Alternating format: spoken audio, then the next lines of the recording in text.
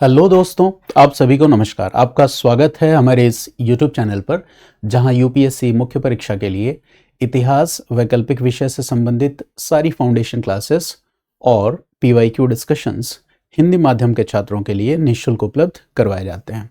तो आज PYQ series में एपिसोड 9 में हम क्वेश्चन नंबर 9 डिस्कस करने जा रहे हैं।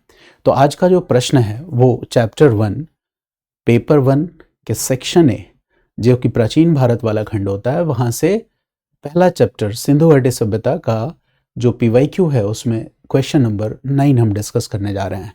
तो आज का जो प्रश्न है ये 2020 यूपीएससी प्रीलिम्स एग्जाम में पूछा गया था और ये 20 मार्कर प्रश्न है। तो प्रश्न है कि क्या आप सहमत हैं, यानी कि निष्कर्ष में आपका ओपिनियन जरूरी है। क्या आप सहमत हैं, यानी कि दो चीजें हो सकती हैं, यस या नो। क्या आप सहमत हैं कि पारिस्थितिकी कारकों ने, इकोलॉजिकल फैक्टर्स ने, यानी ये प्रश्न भी जुड़ गया इकोलॉजिकल फैक्टर्स से, पारिस्थितिकीय कारकों से, कि पारिस्थितिकी कारकों ने हड़प्पा सभ्यता के प्रवाह या विकास, यानी कि इस प्रश्न में देखो जो मूल थीम है वो हमें आइडेंटिफाई करना है और उसके बाद इसके पार्ट्स आइडेंटिफाई करने, तब आंसर लिखना है। तो दो हिस्सा है। पारिस्थितिकी कारकों ने हड़प्पा सभ्यता के प्रवाह या विकास को कैसे प्रभावित किया और इन्हीं पारिस्थितिकी कारकों ने हड़प्पा सभ्यता के ह्रास यानी कि डिक्लाइन को कैसे इंश्योर किया, यही प्रश्न है। यानी कि अगर हम प्रश्न के सबसे पहले हम प्रश्न के मूल थीम को आइडेंटिफाई करेंगे, जैसा कि हम हर बार करते हैं कि प्रश्न का मूल थीम क्या है। तो प्रश्न का मूल थीम जुड़ा हुआ है पारिस्थितिकीय कारकों से, पारिस्थितिकीय कारकों से, इसको इंग्लिश में हम इकोलॉजिकल फैक्टर्स कहेंगे। और प्रश्न ये पूछ रहा है कि क्या पारिस्थितिकीय कारकों ने हड़प्पा सभ्यता के, इंडस वैली सिविलाइजेशन के विकास या डेवलपमेंट को प्रभावित किया, विकास या डेवलपमेंट को प्रभावित किया। ये प्रश्न का पार्ट ए हो गया, पार्ट 1 हो गया, पार्ट ए। दूसरे पार्ट में पूछा जा रहा है कि क्या पारिस्थितिकी कारकों ने, पार्ट बी में पूछा जा रहा है कि क्या पारिस्थितिकी कारकों ने इंडस वैली सिविलाइजेशन के पतन को भी प्रभावित किया, पतन को प्रभावित किया। तो ये दो इसमें डायमेंशंस हैं, पार्ट ए और पार्ट बी। तो जब आप उत्तर लिखेंगे तो आप इन दोनों ही डायमेंशंस पे चर्चा करेंगे। जैसा कि इसके पहले की जो वीडियो थी एपिसोड 8, उसमें 20 मार्कर क्वेश्चन वो भी था एपिसोड 8, और उसमें ये वाला हिस्सा पूछा गया था यूपीएससी में। तो मैं बार बार कहता हूं कि यूपीएससी में प्रश्नों के रिपीटेशन के ट्रेंड को भी समझना जरूरी है। एपिसोड 8 की जब आप वीडियो देखेंगे तो वहां मैंने बताया है कि हिस्टोरियन इरफान हबीब का जो रिसर्च है वो इस पे है, इन्वायरमेंटल फैक्टर्स कैसे कंट्रीब्यूट कर रही हैं और इन्वायरमेंटल फैक्टर्स कैसे रिस्पॉन्सिबल है डिक्लाइन के लिए। तो ये इसी हिस्टोरिकल डिबेट से प्रश्न पूछा गया है। हालांकि यहाँ इस हिस्टोरिकल डेवलपमेंट्स के दोनों डायमेंशंस को इस प्रश्न में कवर किया गया है। जैसे पुरानी वीडियो जो है हमारी, जो एपिसोड 8 मैंने आपके साथ डिस्कस किया था, वहां यही तो हमने डिस्कस किया था कि हड़प्पा सभ्यता का पतन बाह्य आक्रमण के कारण नहीं बल्कि पारिस्थितिकीय निम्नीकरण के कारण हुआ। जब आप पुराने डिस्कशंस में जाएंगे तो मैंने जो स्ट्रक्चर बनाया था वहां ध्यान से देखिए, लेक्चर नंबर 8 जो था, एपिसोड नंबर 8, वहां ये चीज मैंने समझाई थी। यहाँ पे क्या है कि दोनों ही डायमेंशंस पूछ लिए गए हैं। यानी कि जब हम इस प्रश्न को के उत्तर को एक्सप्लेन करेंगे तो हमारा सबसे पहला काम होगा कि ये जो दोनों डायमेंशंस हैं, इन दोनों ही डायमेंशंस को हम एक्सप्लोर करें, इस बात को भी डिकोड करें और साथ ही साथ पार्ट बी इसको भी डिकोड करें, और लास्ट में हम निष्कर्ष में अपना ओपिनियन दें कि हम सहमत हैं कि नहीं। सॉरी, तो देखो, अगर मैं कहूं कि पारिस्थितिकी कारकों ने हड़प्पा सभ्यता के विकास को सुनिश्चित किया, डेवलपमेंट को सुनिश्चित किया, तो ये बात तो बहुत आसान है इस बात को समझना कि हड़प्पा सभ्यता या सिंधु घाटी सभ्यता कैसी सभ्यता थी? कृषि अधिशेष मेन पिलर था, ये मैं कई बार आपको बता चुका हूं। कृषि अधिशेष पर आधारित अर्थव्यवस्था थी। आप बताओ कि कृषि अधिशेष की स्थिति कब संभव है? जब पारिस्थितिकी कारक क्या होंगे? अनुकूल होंगे। बहुत सीधी सी बात है कि जब इकोलॉजिकल फैक्टर्स या पारिस्थितिकी कारक फेवरेबल होंगे या अनुकूल होंगे, ऐसी दशा में ही कृषि अधिशेष आधारित अर्थव्यवस्था संभव है। सिंधु घाटी सभ्यता को हम नदी घाटी सभ्यता के नाम से भी जानते हैं। क्यों हम नदी घाटी सभ्यता कहते हैं? हम नदी घाटी सभ्यता इसलिए कहते हैं क्योंकि इस सभ्यता के महत्वपूर्ण शहर नदी घाटी में ही विकसित हुए थे। यानी कि नदी प्रणाली जो थी, ये नदी प्रणाली और उपजाऊ भूमि, नदी प्रणाली और उपजाऊ भूमि, फर्टाइल लैंड, यही अल्टीमेटली आगे चलकर क्या बन गई? कृषि का आधार बन गई। तो बताओ, ये इकोलॉजिकल फैक्टर्स हैं कि नहीं? हाँ, ये इकोलॉजिकल फैक्टर्स हैं। दूसरी बात, सब कुछ होने के बावजूद अगर मॉनसून की दशाएं सकारात्मक हैं या जलवायु की दशाएं सापेक्ष हैं, तो वो कृषि विकास को प्रोत्साहित करेंगे, एग्रीकल्चरल डेवलपमेंट को इनकरेज करेंगी। वैसा हुआ, यानी कि जलवायु की सापेक्ष दशाओं ने, जलवायु की सापेक्ष दशाएं, अगर आप जलवायु की सापेक्ष दशाएं इसको और आसान कर सकते हो तो लिख सकते हो नियमित मॉनसून की दशाएं, नियमित मॉनसून की दशाएं। इससे भी हम अपनी बात को अधिक आसानी से बता सकते हैं। नियमित मॉनसून की दशाएं, इसने क्या किया? इसने भी कृषि अधिशेष की स्थिति को विकसित करने में महत्वपूर्ण भूमिका निभाई। और कृषि अधिशेष यानी कि देखो, जहां पे ecological diversity with regional adaptation, क्षेत्रीय अनुकूलन, जहां पे पारिस्थितिकीय विविधता होगी और वो पारिस्थितिकीय विविधता क्षेत्रीय अनुकूलन, रीजनल एडेप्टेशन के तत्वों को सम्मिलित करके चलेगी, वहां पे कृषि अधिशेष की स्थिति बनेगी। तो ध्यान रखना, एक बात और है, और वो क्या है कि पारिस्थितिकीय विविधता, इकोलॉजिकल डाइवर्सिटी, पारिस्थितिकीय विविधता के साथ क्षेत्रीय अनुकूलन की दशाओं का विद्यमान होना, पारिस्थितिकीय विविधता के साथ क्षेत्रीय अनुकूलन की दशाओं का विद्यमान होना, दशाओं का विद्यमान होना, इकोलॉजिकल डाइवर्सिटी के साथ साथ रीजनल एडेप्टेशंस की कंडीशंस का मौजूद होना, ये भी कृषि विकास के लिए बेहतर दशाओं को सुनिश्चित करता है। ये बातें आपने बताई, तो पहले हिस्से को आपने क्लियर कर दिया। आपने बता दिया कि जब भी हम इंडस वैली सिविलाइजेशन की हिस्टोरिकल डेवलपमेंट की ट्रेजेक्ट्री, सिंधु घाटी सभ्यता के ऐतिहासिक विकास की जो रूपरेखा है, उसको हम स्टडी करते हैं, तो वहां हम पाते हैं कि पारिस्थितिकी कारकों ने इसमें एक महत्वपूर्ण भूमिका निभाई थी। मैं आपसे बार बार कहता हूं कि जब आप हिंदी माध्यम में एग्जाम दे रहे हैं तो हिंदी के शब्दों पे आपकी पकड़ अच्छी होनी चाहिए।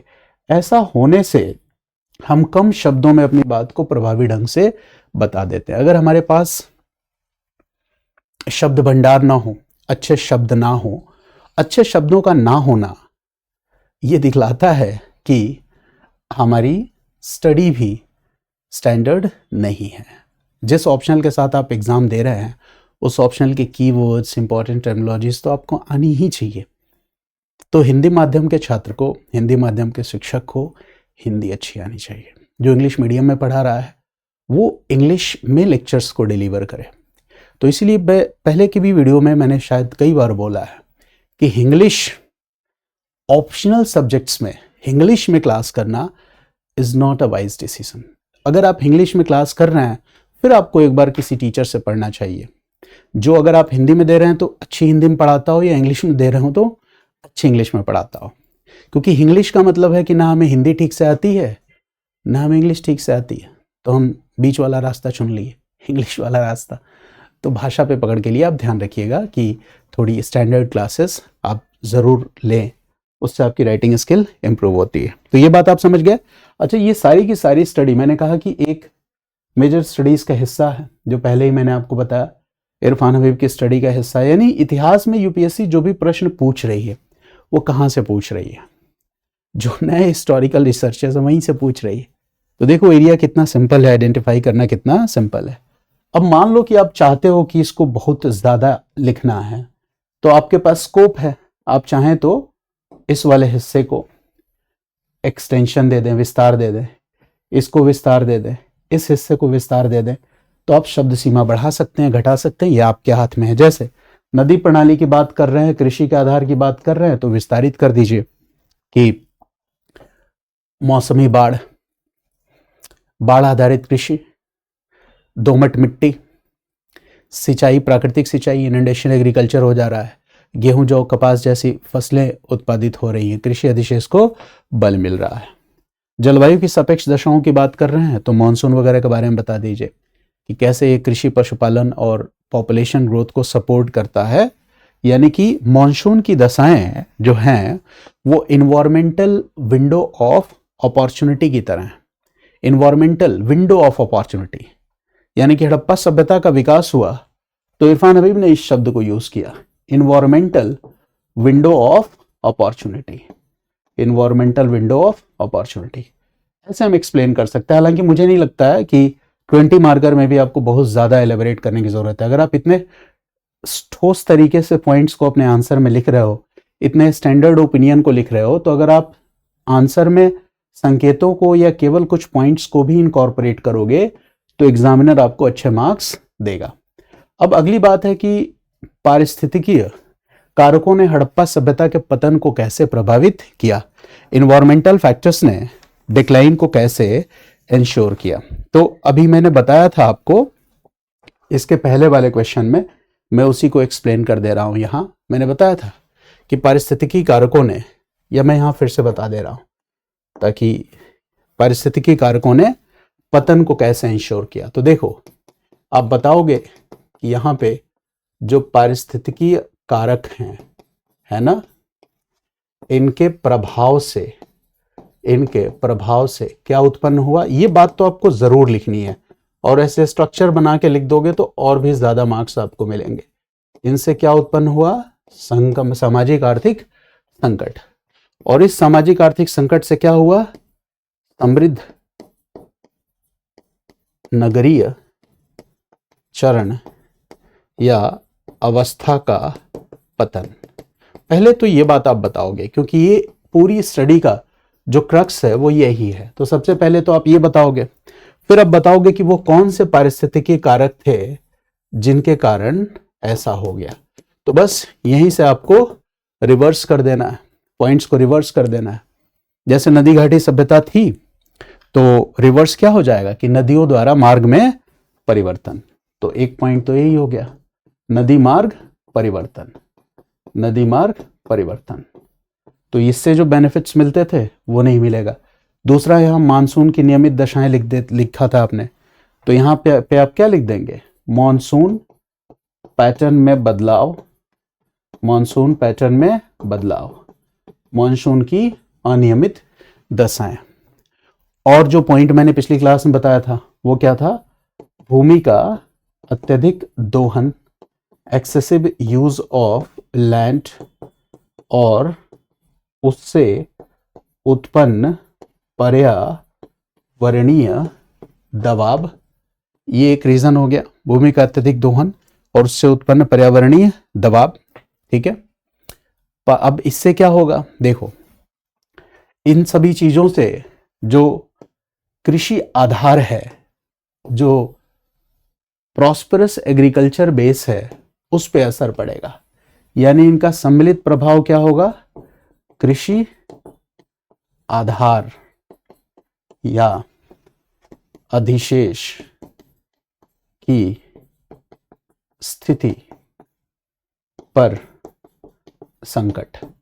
अब हम क्या करेंगे, यही है सामाजिक आर्थिक संकट, इसी को एक्सप्लेन कर देंगे। तो देखो इससे क्या होगा, कृषि अधिशेष एग्रीकल्चर सरप्लस कम हो जाएगा, इससे क्या होगा, वही पहले वाला पॉइंट जो मैंने बताया था इसके पहले वाली क्लास में, शिल्प विविधीकरण ये भी कम हो जाएगा, शिल्प विशिष्टीकरण क्राफ्ट स्पेशलाइजेशन ये भी कम हो जाएगा। इसका इम्पैक्ट क्या होगा, तो व्यापार वाणिज्य की निम्न दशाएं, इसका इम्पैक्ट क्या हो जाएगा, व्यापार वाणिज्य की निम्न दशाएं। इसका इम्पैक्ट क्या हो जाएगा, तो शहरीकरण या शहरों का ग्रामीणीकरण, ऐसे आप लिख सकते हो, शहरों का ग्रामीणीकरण। और आप लिखना चाहते हो तो लिख सकते हो कि migration from cities, abandonment of cities, यानी कि शहरों का परित्याग, जनसंख्या द्वारा शहरों का परित्याग और जनसंख्या का नए परिधीय क्षेत्रों में बसावट, परिधीय क्षेत्रों में बसावट। और एक पॉइंट लिखना चाहते हो तो यहां लिख सकते हो, सांस्कृतिक निरंतरता के तत्वों का दृष्टिगोचर होना। तो देखो, अब आपको लग रहा होगा कि अब मैं जो कुछ भी लिख रहा हूं, पिछले क्वेश्चन में और इस क्वेश्चन में रिपीटेशन के एलिमेंट्स आ रहे हैं। एक हिस्सा तो पूरा का पूरा हमने क्या कर दिया, रिपीट कर दिया। इसीलिए मैं कहता हूं कि यूपीएससी के क्वेश्चंस में रिपीटेशन के ट्रेंड को समझना है, कंटेंट को ठीक ढंग से समझना है, फिर आप पाओगे कंटेंट ज्यादा नहीं है, वो बार बार रिपीट होने लगेगा। जैसे आप मेरे लेक्चर्स को देखोगे तो टोटल 14 वीडियोस, अब उसमें 2 वीडियोस और मैं ऐड करूंगा, 16 वीडियोस होंगी। तो कोई 40 मिनट की है, कोई 1 आवर 20 मिनट की है, तो ओवरऑल देखोगे तो वो 8 या 9 आवर्स की क्लासेस है। तो उन 8 या 9 आवर्स में मैंने इंडस वैली सिविलाइजेशन के सारे कोर कॉन्सेप्ट्स को कैसे एक्सप्लेन किया है। फिर जब आप क्वेश्चन को प्रैक्टिस करोगे तो वो रिपीटेशन वाली चीज समझ में आएगी। अच्छी फॉर्मेटिंग है, आप क्वेश्चन को पार्ट्स में डिवाइड कर ले रहे हो, डिकोड करना सीख जा रहे हो, तो इससे ज्यादा आंसर राइटिंग में क्या चाहिए। अच्छा, निष्कर्ष आएगा, क्योंकि प्रश्न में ही पूछा था क्या आप सहमत हैं, तो यानी कि इस प्रश्न में निष्कर्ष की तो एक महत्वपूर्ण स्थिति बन रही है।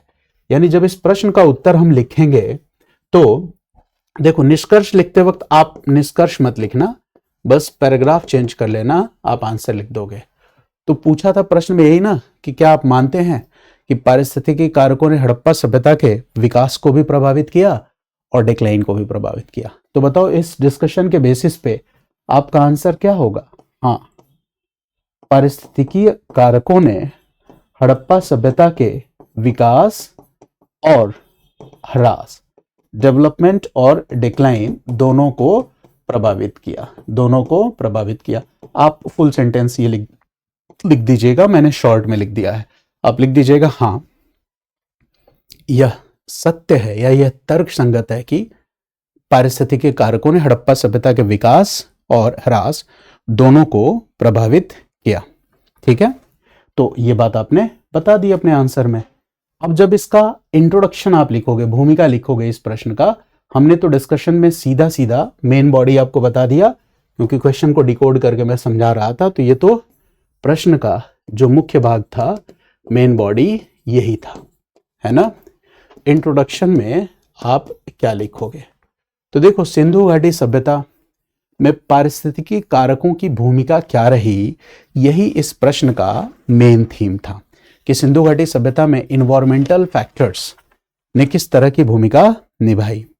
तो देखो, सिंधु घाटी सभ्यता में इन्वायरमेंटल फैक्टर्स का कंट्रीब्यूशन, पारिस्थितिकी कारकों का योगदान क्या था, चाहे वो विकास में हो या ह्रास में हो, ये आधुनिक इतिहास लेखन का एक विषय है या मत है जो इरफान हबीबी की स्टडी से जुड़ा हुआ है। तो आप प्रश्न में यही बता दोगे, ठीक है, कि सिंधु घाटी सभ्यता, इंडस वैली सिविलाइजेशन। फिर यहां पे आपका काम क्या है कि तुरंत यहां पे 2600 बीसी से लेकर 1900 बीसी लिख दे रहा है ना। फिर आप लिखोगे सिंधु घाटी सभ्यता के हिस्टोरिकल ट्रेजेक्ट्री या ऐतिहासिक रूपरेखा के अध्ययन के क्रम में आधुनिक इतिहास लेखन, फिर यहां सेमीकोलन दे दोगे और फिर लिखोगे पारिस्थितिकीय कारकों पर अत्यधिक बल देता है। पारिस्थितिकी कारकों पर अत्यधिक बल देता है। फिर चाहो तो यहां पे एक स्ट्रक्चर बना सकते हो, पारिस्थितिकी कारक, यहां लिख दो विकास, यहां लिख दो ह्रास। ठीक है, अगर आपको हिस्टोरियन का नाम पता है तो यहां इरफान हबीब लिख दो। ठीक है, तो ये आपका इंट्रोडक्शन हो गया। लास्ट में आपने लिख दिया हाँ हम सहमत हैं कि पारिस्थितिकी कारकों ने हड़प्पा सभ्यता के विकास और ह्रास दोनों को प्रभावित किया।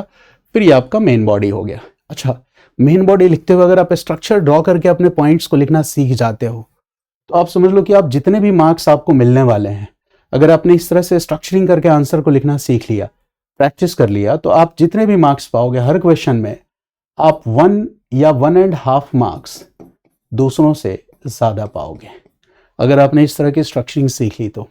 और इस तरह की स्ट्रक्चरिंग मार्केट की किसी बुक को खरीद लेने से या कहीं पे कोई स्ट्रक्चर डायग्राम इस तरह की चीजें बनी हुई हैं, सिर्फ देखने से हम स्ट्रक्चर बनाना नहीं सीखते हैं, उसके लिए हमें प्रैक्टिस करना होता है। और प्रैक्टिस का मतलब क्या है, इसीलिए मैं जब भी पढ़ाता हूं तो मेरा ये पूरा जोर होता है, मैं बार बार आपसे कहता हूं कि जब आप मेरी क्लास कर रहे हो, भले ही आप 1 चैप्टर 2 चैप्टर पढ़ो मुझसे, लेकिन कॉपी कलम अपने सामने रखो, जो मैं पढ़ा रहा हूं पहले उस लेक्चर को सुनो, पहली बार में पूरे लेक्चर को सुनो, फिर सेकेंड राउंड में उस लेक्चर के नोट्स आप बनाओ। और जब आप इस प्रोसेस से गुजरोगे, कुछ एक चैप्टर्स को फिनिश करोगे, फिर आप पाओगे कि वो इनहेरेंट हो गया आपके अंदर, वो आंसर राइटिंग की जो आर्ट है वो स्वतः ही विकसित हो गई। तो मुझे उम्मीद है कि आज के प्रश्न का उत्तर आपको समझ में आया होगा। तो जिस मॉडल पे हम हिस्ट्री ऑप्शनल को पढ़ रहे हैं कि पहले फाउंडेशन क्लासेस फिर पीवाईक्यूज, ठीक इसी मॉडल पे जीएस के दूसरे फाउंडेशंस, जहां पर कि हम पहले मेंस के कॉन्सेप्ट देखेंगे, फिर मेंस के क्वेश्चन देखेंगे, प्रीलिम्स के कॉन्सेप्ट्स देखेंगे, फिर प्रीलिम्स के क्वेश्चन देखेंगे। जीएस के दूसरे फाउंडेशन कोर्सेज को भी मैंने पढ़ाना शुरू किया है ठीक इसी मॉडल पे। ये हमारा चैनल है UPSC GS foundation Hindi medium, और आप इसको सर्च करने के लिए ऐसे मिलेगा नहीं, ये सर्च करना आप तब आएगा।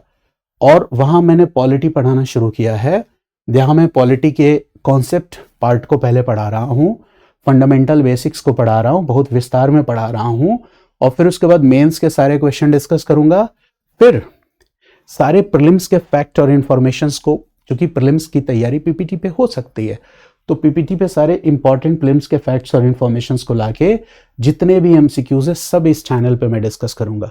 तो एक चैनल तो हमारा हिस्ट्री ऑप्शनल के लिए हो गया, हिंदी माध्यम के बच्चों के लिए complete history optional for UPSC. इसके साथ साथ इस चैनल से जब आप जुड़ेंगे तो आपकी जीएस फाउंडेशन की तैयारी में भी काफ़ी हेल्प मिलेगी। तो इस चैनल को पढ़ने वाले बच्चों तक पहुंचाएं, जो बड़ा मुश्किल काम है। चलिए, तो मुझे उम्मीद है कि आप इस वीडियो को समझ पाए होंगे, आंसर को समझ पाए होंगे। तो मिलते हैं अगली क्लास में अगले क्वेश्चन के साथ। जुड़ने के लिए, वीडियो देखने के लिए आप सभी का बहुत बहुत धन्यवाद।